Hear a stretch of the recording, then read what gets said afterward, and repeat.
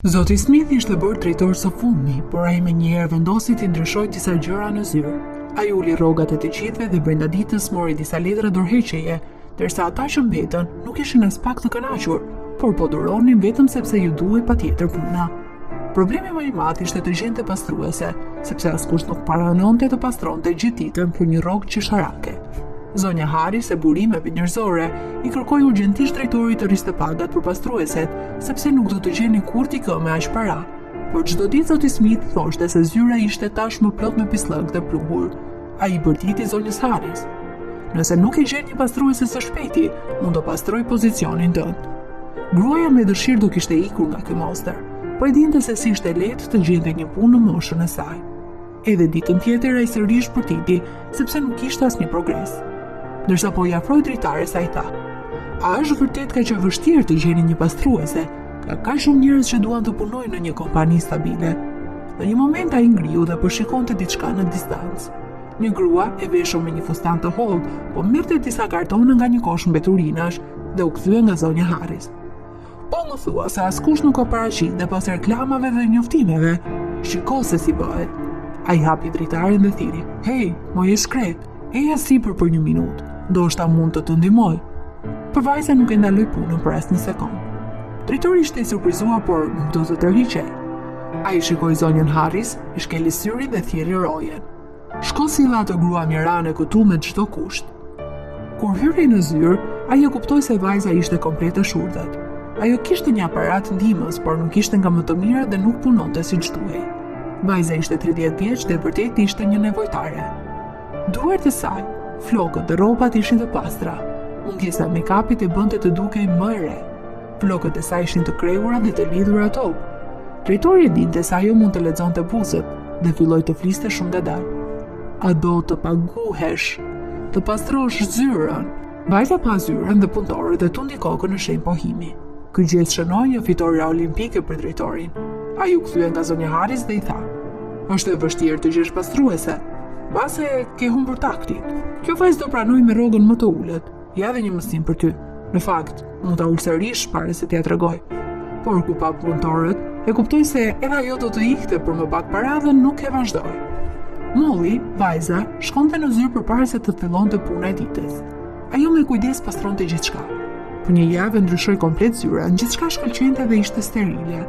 Por kjo nuk e bëri të fitonte simpatinë e të tjerëve. Ata vetëm e tallin vajzën pas shpinës. Ata mund të thonin çfarë të donin për të. Aparati e saj dëgjimit ishte i dobët. Disa herë ajo dëgjonte ofendime, por kishte kaluar aq të këqija në jeca, mund të bënte ballë atyre. Pas puna ajo shkonte në periferi të qytetit në një shtëpi të vjetër, por të paktën kishte një çati. Ajo kishte pak kohë që jetonte atje, por jo e vetme. Sa herë që shikonte një qen ose mace të praktisur, Molly i merrte me vete. 3 kotele të vogla, një mace dhe 2 qen prisnin për të në shtëpi. Ajo mund të duronte gjithçka në zyrë për hir të kafshëve të saj. Tani miqtë e saj mund të hanin ndonjë salçiçe të lirë përveç bukës dhe qumshtit. Molly mund të hante bukë me ujë për vete, por ju merrte diçka të shijshme kafshëve të saj, pasi ishte prezenca e tyre që ndriçonte ditën e saj. Zonja Harris ishte e kënaqur me punën e vajzës, por më e çuditshme ishte se drejtori sërish ishte i pakënaqur siç dukej vajza nuk i kishte plotësuar pritshmëritë e tij, edhe pse asaj vetë nuk e dinte çfarë priste. Çdo ditë më shumë, një vajzë e qetë me sy inteligjent filloi të fitonte simpatinë e kolegëve dhe të atyre që ishin të ardhur me të. Ata kuptuan se Molly jo gjithmonë kishte rendur pas kazanëve të mbeturinave. Donjëherë ajo thoshte disa fraza që edhe njerëzit më të shkolluar nuk e artikulonin. Duke se ajo kuptonte shumë, por nuk e tregonte. Ndërkohë punët në zyrë nuk po shkonin mirë dhe zoti Smith çdo mëngjes mundoi të gjente fajtorin për dështimet e tij si ekonomist. Zyra po humbiste me të madhe dhe drejtori shkarkonte punëtor ditë pas dite. Pronari po i vizitonte shpesh me çeqe dhe nuk ishte i lumtur që kjo deg po humbiste kaq shumë në një kohë kaq të shkurtër. Çdo herë para ardhjes së tij, zoti Smith gjithmonë intimidonte punëtorët me fjalët më të rënda, me qëllim që të krijojë ideja një pikture perfekte. Gjithsesi, drejtuesi i biznesit ishte një 35 vjeçar që kishte krijuar gjithçka vetë dhe s'do lejonte një humbje të tillë. Ai e kuptoi se në këtë zyrë diçka në atmosferën e punës e rëndonte gjendjen. Ai u dha të gjithëve një ditë pushim dhe gjatë kësaj kohe instaloi videokamera në çdo dhomë. Vetëm ai e dinte për këtë dhe kishte nevojë me të vërtetë të mësonte çfarë po ndodhte. Nga mëngjesi në mbrëmje ai vëzhgonte gjithçka që ndodhte dhe mblidhte të dhëna që të kuptonte pse ndodhte ky dështim. Një ditë në një nga takimet, ai ishte i surprizuar kur dëgjoi një plan të mrekullueshëm të shkruar mirë të zhvillimit të biznesit. Ai pa materialin dhe shikoi zotin Smith. Kush e ka bërë këtë? Ai e kuptoi se biznesmeni e pëlqeu dhe me modesti u lysyt poshtë. U përpoq vërtet shumë. Nuk kam fjetur për disa ditë dhe isha i sigurt se do të pëlqente. Gjëja e parë që e habiti biznesmenin ishte rrumbullakësia tipike femërore e shkrimit, dhe ai e dinte se drejtori shkruante shumë keq dhe disa herë i kishte tërhequr vëmendjen, dhe gjatë kohës së vështrimit e dinte se vëmendja e tij ishte aq katastrofë sa dhe shkrimi. Biznesmeni vendosi të shikonte regjistrimet, donte të dinte kush e bëri këtë plan. Ai u habit kur pa se pastruesja kishte punuar për materialin deri në mëngjes dhe ndërkohë vazhdonte të bënte punët e saj. Vajza i vizitonte grafikët me aq lehtësi, sikur t'i kishte bërë gjatë gjithë jetës. Ditën tjetër, zoti Smith u thirr në zyrë dhe u qortua sikur të ishte një fëmijë. Ai ishte shumë i nevrikosur ndërsa në zyrë askush nuk lëvizte nga frika. Ai kupton se për pak desh më shkatërrove këtë degë me gënjeshtrat dhe mashtrimet e tua. Se kuptoi se si ke pushuar nga puna kaq shumë njerëz, ke hequr nga puna më të mirët, por kur fillove dhe të vjedhësh punët e të tjerëve, nuk munda të hesht. Ke 10 minuta kohë të marrësh gjërat e tua dhe të zhdukesh prej këtu përgjithmonë. Ndërsa zoti Smith largohej, dëgjoi që biznesmeni kërkoi sekretares të thërriste vajzën në shortët. Kur ajo hyri, ai i tha: "Të lutem ulu, dua të njoh të vërtetën tënde. Je shumë e zgjuar dhe duket që s'ke qenë kështu gjithë jetën." Vajza pohoi. Ishte vërtet, ajo ishte e shurtët, por jo budalle. Ajo filloi të fliste me zë të ulët duke parë jashtë nga dritarja. Molly kishte lindur në një familje të varfër, por që fëmia jo pëlqente të mësonte gjërat e reja. Ajo bënte detyrat e vetme ndërsa prindërit e saj pinin alkool dhe ziheshin në dhomën tjetër.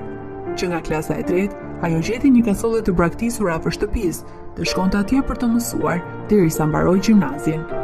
Pavarësisht problemeve, ajo arriti të diplomohej me nderime dhe pa problem hyri në Universitetin e Ekonomisë. Ajo ishte preferuara e profesorëve dhe i ndihmonte të gjithë studentët. Të gjithë dinin se do të diplomohej me nderime dhe kështu ndodhi. Ekonomia ishte ëndra e saj. Aty ajo njohu dhe dashurinë e saj të parë. Kevin ishte një vit më i madh se ajo dhe sapo u pan në korridoret e universitetit u dashuruan. Ai vinte nga një familje pasur që ishin kategorikisht kundër martesës me një vajzë të varfër. Gjenjat e tyre ishin aq të forta sa ai i propozoi asaj. Ata do të martoheshin pas një jave dhe shkuan të vizitonin miqtë e tyre jashtë qytetit. Papritur një mjekull e madh e ra dhe shikueshmëria ishte shumë e ulët dhe pa kuptuar u përfshi në një aksident. Kur u zgjua, ajo ishte në një ambulancë dhe po pyeste për Kevin. Ajo humbi ndjenjat sërish kur dëgjoi se ai kishte vdekur. Kur u zgjua në spital, ajo e kuptoi se gjithçka kishte ndryshuar dhe ajo nuk mund të dëgjonte. Doktorët se kuptonin plotësisht këtë shurtim dhe pajisuan stresin. Ajo u tha doktorëve se pavarësisht gjithçkaje donte t'i thoshte lëmtumir Kevin. Por ajo nuk u lejua të afrohej nga prindërit e tij, duke e fajsuar atë për gjithçka. Mamaja e tij e kërcënoi: "Do të ta bëj jetën ferr. Kur do të punosh si ekonomiste? Ti do të qartë dhe pendohesh që më vrave djalin." Në ato momente, vajza vetëm dëshironte të kishte vdekur bashkë me Kevin. Mamaja e saj vazhdonte me veset dhe dogji shtëpinë komplet. Ishte e vështirë të fitonte para, askush nuk e pusonte. Në fillim ajo mësoi të lexojë buzët, pastaj punoi si pastruese në një market ku mundi të blejë një aparat të thjeshtë. Pastaj gjeti shtëpinë e braktisur ku jetonte me kafshët e saj. Në fund të historisë, zoti Jones e mbante mend atë aksident të tmerrshëm. Ai njihej me Kevin. Ai emëroi Mollin si drejtuese të degës dhe nuk u pendua. Biznesi me njëherë filloi të lulëzonte. Pas disa muajsh ai vinte të merrte Mollin pas pune dhe njoftimi i martesës së tyre nuk ishte më një surprizë. Dhurata për Mollin ishte se ajo ishte pronare një strejmore për kafshët, ndërsa ajo është vendosur me burrin e saj. Tani nuk mund të kujdesej vetë për kafshët sepse priste një fëmijë. Çuditërisht, ndoshta për shkak të ndryshimeve hormonale, të gjithë saj u kthye plotësisht.